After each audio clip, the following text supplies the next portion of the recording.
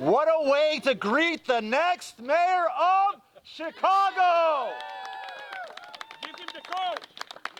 That's right. We are so thankful to be here today with our elected officials, with our Polish community leaders, with our labor leaders, SEIU Local 1. Thank you.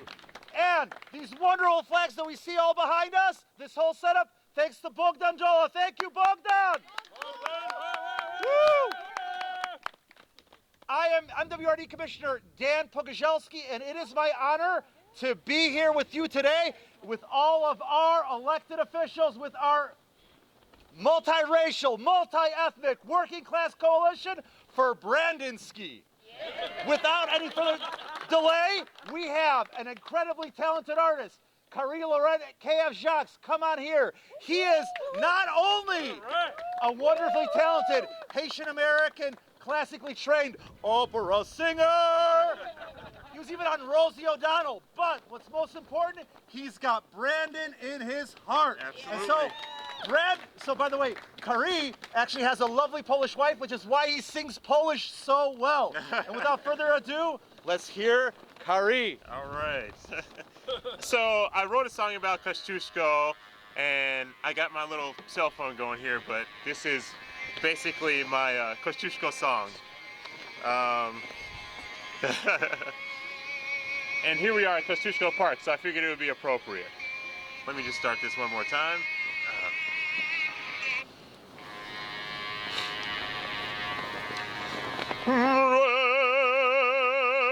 Rescue from the hand of the oppressor, the one who has been wronged.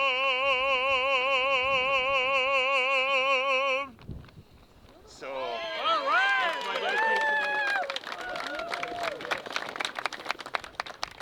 Awesome. Thank you so much. Give a hand for Kari. Thank you, thank you, thank you. So, we know that Brandon is not only good for Chicago, he's good for the environment. And we have here a member of the 38th Ward Democrats who helped put this event together today, as well as an environmental activist, a Polish-American activist who grew up right here by the park. Without further ado, Susan Zimny. Right.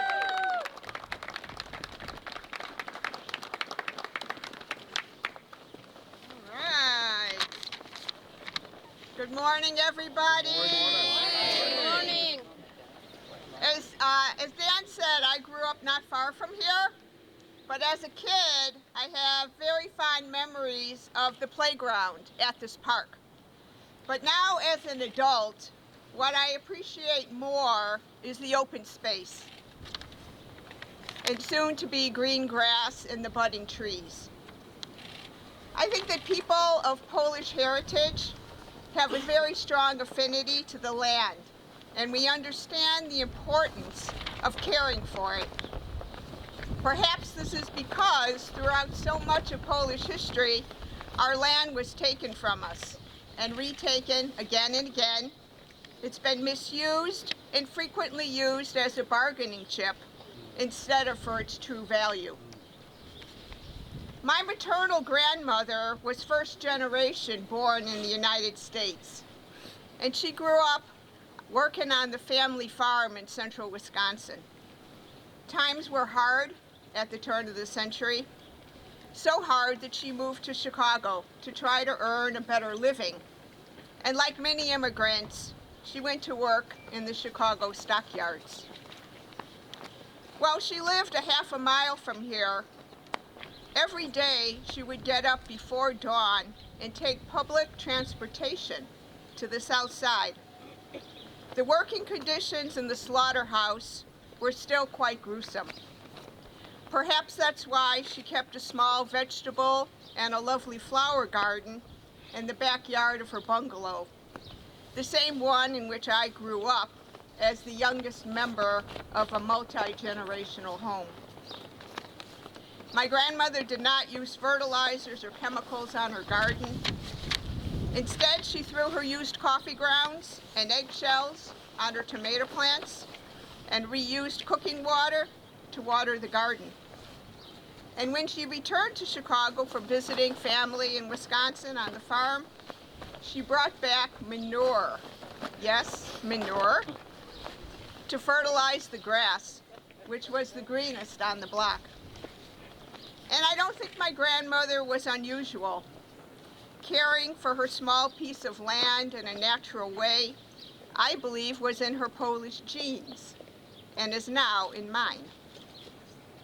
I decided to tell you about her because while I didn't recognize it at the time, my grandmother was a naturalist and a recycler before that word was invented, or what we would call today an environmentalist.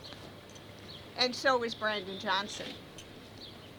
On his first day in office, Brandon will order a comprehensive study of Chicago's environmental needs, which, with input from the community, people like you, that plan will be finalized within his first 100 days, because there is no time to waste. Brandon will resurrect the Department of the Environment, which will work to implement Green New Deals to reduce and mitigate the pollutants that foul Chicago's air and water, starting with the faster replacement of Chicago's lead service lines. I don't think the city, the children of Chicago, need to wait 50 years to have safe drinking water. And he has a detailed plan to improve Chicago's recycling program, which has been a dismal failure. Brandon not only supports reliable and accessible transportation, but he recognizes that Chicago's mass transit must be clean and electrified. He is also advocating for citywide protected bike lanes. Now, a lot of people might say there's a lot more important issues than protected bike lanes that the city is facing, but I don't think they would say that if they had a friend like my friend Jenny, who was tragically killed just east of here on Belmont. She was on a bike, wearing a helmet, was in the right-hand lane, signaled her intention, but there was not a protected bike lane, and she was struck and killed by a 30-foot flatbed truck. Brandon believes we can have safe streets, safe from crime, but also safe for bikers and pedestrians. Now, any candidate can have plans, but Brandon walks the talk and has pledged not to accept any campaign money from fossil fuel companies, which we know have lied to us for decades about the dangers of breathing carbon dioxide. And even today, they continue to question the reality of climate change, which we know is being caused by carbon emissions. His opponent, Paul Vallas, has not taken this pledge and is accepting money from the fossil fuel industry and the big corporations with whom they are aligned. Brandon has received the endorsements from several environmental organizations, including the Sierra Club and the Sunrise Movement. Paul Vallas does not have any endorsements from environmental champions or from anyone who has received high marks from the Illinois Environmental Council. If you want a cleaner and healthier Chicago, the choice is clear. Cast your vote for Chicago's truly first green mayor, Brandon Johnson. Hey! Give a hand for Susan. Thank you, Susan. So many wonderful friends in the audience. I see that Alderman Carlos Ramirez Rosa joined us. Thank you so much for being here.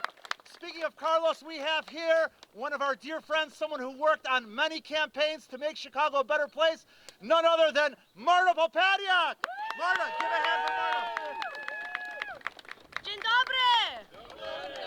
Kochani braci i siostry, my name is Marta Popadiak. I'm a leader with the People's Lobby and a proud daughter of Polish immigrants and a super fan of Brandonsky.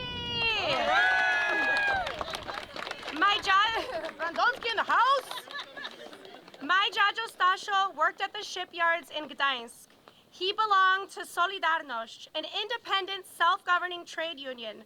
They fought and they striked and they used civil disobedience to advance workers' rights. My grandmother Basha brought kanapki and other provisions to the shipyard workers while they were attempted to be shut down via political repression and martial law. The tanks rolling down the street in front of my mom's flat is what led my babcha and jajo to send my mom Alicia, who's right over there, to Chicago when she was 22 years old. She got right to work cleaning houses. Here in Chicago, the city of big shoulders, the land of freedom of opportunity. But literally, she got off the plane and headed straight to Marina Towers with a job with her cousin. She's been cleaning homes for little pay, and my sister and I watched her have to choose between getting food or paying the gas bill. I watched her grind my entire life. And today, at age 65, she's still cleaning homes with few worker protections, not nearly enough pay, and less physical stamina, but few other options. And that ain't right! No. A year after my mom arrived in Chicago, there was a general strike at the shipyards that crippled the economy across Poland, forced negotiations. And what did they win? Recognition as a collective of independent trade unions and the right to strike. That workers' movement developed into a broad anti-authoritarian social movement that led to the fall of the Iron Curtain across Eastern Europe. My family's legacy is about workers' rights and about democracy. We came here for economic opportunity, but our workers' rights are constantly under siege. We came here to be free from repression, to be part of a real representative democracy. But our opponent recently loaned himself $100,100 for his campaign. That ain't real democracy. Nope. Brandon Johnson stands with workers and believes deeply in the principles of Solidarność, unity, freedom of political expression, workers' ability to thrive. Ale najważniejsze jest to, że to człowiek, któremu można ufać. Tak jest! Tak jest. That's Polish for, this is somebody that you can trust. Somebody that fights for workers, that fights for people even when nobody is watching. At the People's Lobby, I got to work closely with Brandon at the Cook County Board to pass meaningful wins for workers across Cook County. He chopped it up with us, taught us who's who in the zoo. He co-governed with us and our members on an inside-outside strategy to win millions of dollars for workforce development and job creation. I love Chicago. It's where me and so many other immigrant families made a home, where my family and I have given up so much of our lives to make Chicago better. Chicago's awesome, but it can be so much better, and we know that the better choice for mayor is none other than, Polish nickname, what is it? Brandonsky.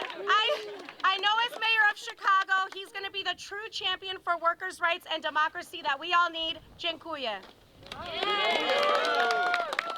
Thank you so much, Marta. I'd like to ask none other than Vice President of SEIU Local 1, Robert Pawlashek, say a couple words. Good morning. Dzień dobry. My name is Robert Pawlashek. I'm the Vice President of Service Employees International Union, Local 1. I happen to be Polish American. I happen to be a guy coming from Poland and an immigrant. But I am here mostly as a union person. We have a lot of members of Polish descent. And as working people, we strive not only for good wages, good benefits, but also for equality, for equal rights for everyone, for environmental justice, for immigration justice. And there's no one other than Brandon who can give this voice to us and our communities in the City Hall. So there's only one choice, and when you vote, when you cast your vote, głosuj na Brandowski! All right! Tak jest. Yeah. Ski. Brandon Ski! Brandon Ski! Brandon Ski! Brandon Ski! Now, we all want to hear Brandon. Let's bring up the Polish Prince, the State Senator, Robert Martwick! Elected School Board! Good morning.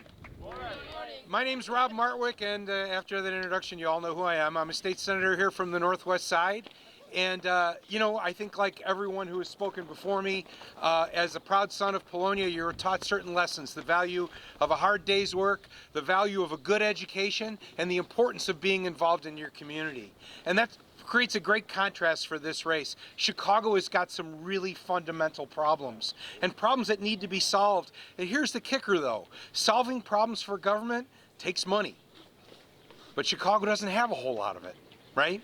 So you hear people say, oh my God, why are our taxes so high? Why can't we invest in mental health? Why can't we find solutions to our problems for homelessness? Well, I'll tell you the answer, right?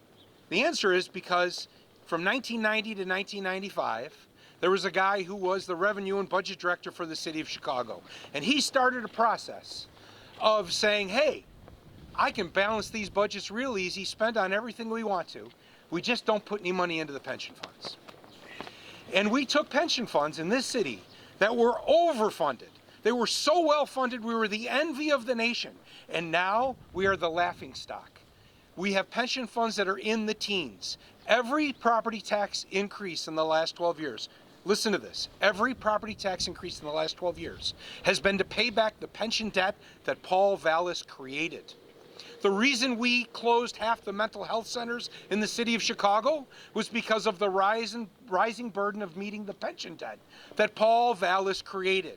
How on earth, at this critical time, when we are dealing with high property taxes, schools that do not provide adequate resources to our school children, and I know I'm the father of two of them, and public safety, how would we put the person in charge of this city that created the problem in the first place?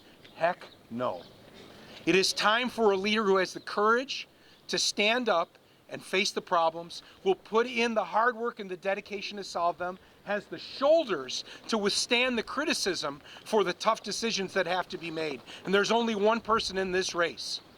So if you're a Polish American like I am and you value those things that your grandparents taught for you, the choice is clear. And that answer is Brandonski, the next mayor of the city of Chicago. Give it up for Brandon Johnson. Brandon Johnson for mayor. Brandon Johnson for mayor. Brandon Johnson for mayor. Brandon Johnson for mayor. Brandon Johnson for mayor. Wow. Well, here's Brandowski. Well, good morning. Thank you all. And as I am learning across the city of Chicago, there are so many different ways and languages in which we can greet one another. So I'm going to do my best attempt to do it for the people who have made this moment possible. So here we go. Kochani bracia I siostry. So it's very powerful to be in such a historic place, especially because we know that Chicago is the largest place where Polish Americans call their home. And that's what Chicago is about. Our diversity is our strength. That no matter where you come from, whether you come from Central or South America, Eastern Europe, the continent of Africa, or from Salis, Mississippi, like my family did, Chicago is a place that has to remain a welcoming space for everyone. And under a Brandon Johnson administration, the city of Chicago will always be a welcoming, protective space, no matter who you are or where you come from. All right. I have so much love for our siblings in the Polish community, especially because we're standing in the park of an individual who knew the value of liberation before many of us were even thought of. And of course, that's our brother, Kosciuszko. And it was another dear brother that understood liberation, Frederick Douglass, who wrote in the North Star of the key leadership of Kosciuszko and his refusal to accept the behavior of this country when it continued to not just marginalize, but oppress and enslave my ancestors. It was Polish Americans who stood with slaves against the power structure in this country. And it's always spoken truth to power. And as a public school teacher, that history is important. It is important. And my opponent doesn't want that history taught in our public schools. That the deep history of our ancestors that saw this moment coming about one day, that even when they knew they may not get here, they knew that their grandchildren and their great-grandchildren will arrive in a place called Chicago, where a multicultural, multi-ethnic, multi-generational movement could elect a working-class brother who was raising his family on the west side of Chicago, that is committed to making sure that not just our history being told, but making sure that our future and our promises are as big and as diverse as the city of Chicago. Because no matter where you live in this city, you get to have a fully funded neighborhood school. No matter where you live in this city, we have to have reliable and safe transportation. We have to make sure that environment and climate justice is a major part of our apparatus so that posterity can live in a climate that works for everyone. We get to build that together. And as I close, as we are reminded of the deep history that we have together, as Polish, black, brown, white, Asian, middle class, working class, families who are struggling in poverty. And since I've been running, I have now 2 rich friends now too, so we're getting there, Chicago.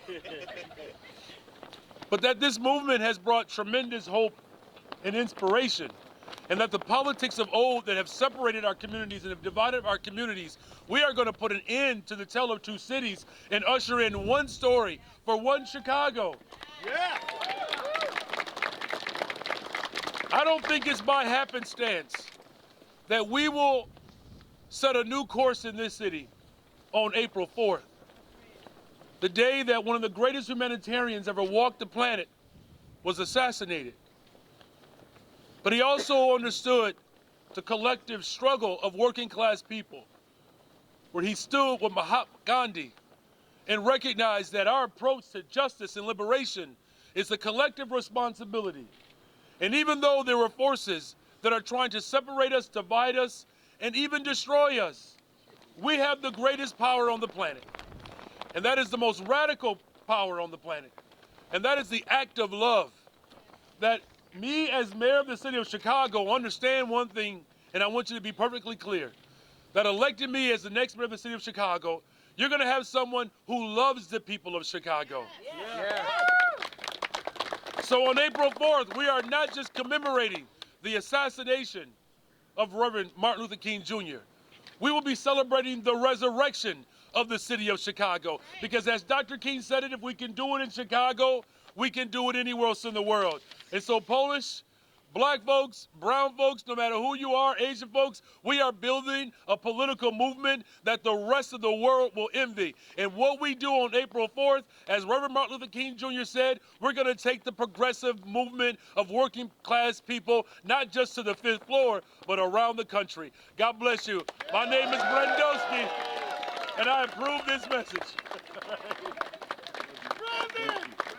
Brandon Ski, by the way, we have justice for mayor. Justice for mayor. When do we want it? Now. When? Now. When? Now. When? No. But by the way, we are not done yet. But before we go on, we have a gift for the teacher right here, Bogdan Dola. Thank you so much. Bogdan has helped do all this wonderful setup for the event on Poland and Poles, a history book. Surprising gift, right? But special gift for the missus. Okay. Polish corals. And a lovely tie from Podlasie. Love it. Wait, there's But more. wait, there's more. Wait, there's more. A nice traditional Polish little bell. Wow. Ring that bell when you win it. Awesome, thank you. Oh, no, because you had it. So, 100%. Super cool. Looking forward to voting for you today. Man, I'm looking forward to voting for this guy today. So, we have here a wonderful Polish American that serves with Brandon as county commissioner. None other than Kevin Morrison. Kevin, come right up. Hey, Cześć, jak się masz? I'm Kevin Morrison. I represent the 15th district on the county board. And I'm not just here today because I'm supporting Brandon, one of my friends, my seatmate on the county board floor, but also because Jestem Sarnowa. It is beautiful to see this incredibly diverse coalition forming around Brandon and making sure that we are getting out there not only every single day before April 4th to get out the vote, but early voting starts today. We need to make sure we've got someone who is going to not only respect the great diversity of Chicago, but move us in that better direction. When I passed the vote ordinance on the county board floor that gave Polish Americans the option to vote in Polish, Brandon didn't hesitate to support our efforts and add his name as a sponsor. We need Brandon. We got to vote for him. We got to make sure our friends and family vote for him. And let's go and make sure that we elect him the next mayor of Chicago, April 4th. Thank you. Thank you. We have here a local Polish American who's been so involved with Kosciuszko Park. Everyone give a round of applause for Gary Yonker. Hey, thanks, Dan, for putting this together today. Thanks to everybody coming out to the park. As Dan said, we've been doing a lot of work around here at the park. I want to thank some of the folks who are in the background here who have been working on the park with me. You know, when we started up doing events here again after COVID in the summer of 2021, it was right we were having a national conversation about who our parks are named after, who our streets are named after, who our schools are named after. So we always wanted to take a moment to talk to people about who this park was named after and why it was important and why it was a person that you could really feel proud of, who was an advocate for working people and for oppressed people worldwide. Back in the 1700s and the 18th century when that was just so unheard of.